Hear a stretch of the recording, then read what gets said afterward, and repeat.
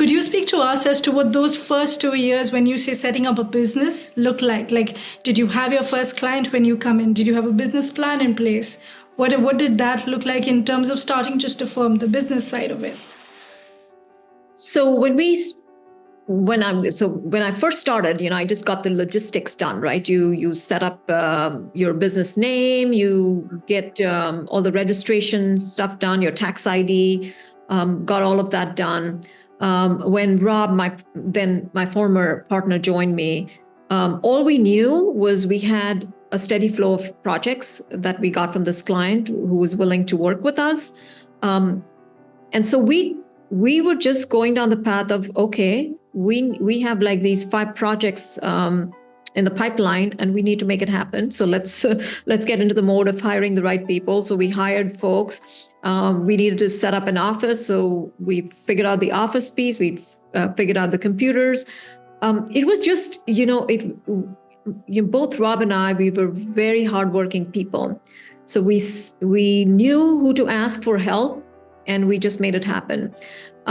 So they were hard in the sense that we were training, we were doing the work ourselves, we were meeting with clients, we were meeting with contractors, we were in the field, we were doing all of it, at an incredible pace. We were working with our consultants. And some of these folks, we worked with them for a longer time when we were at the other firm. But it was hard because we were trying to manage a lot.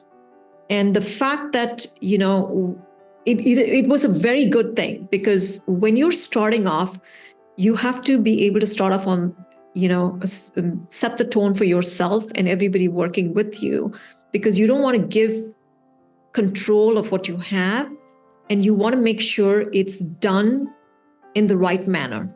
Right. And so that is one of the reasons it was important for us to do everything ourselves, including the bookkeeping, including, managing the contracts, managing payroll. We did it all ourselves.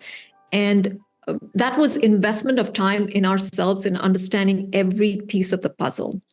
And for anybody wanting to start a business, it is very important to understand those pieces right up front, because you start to understand how broad and how nuanced this whole business of architecture really is.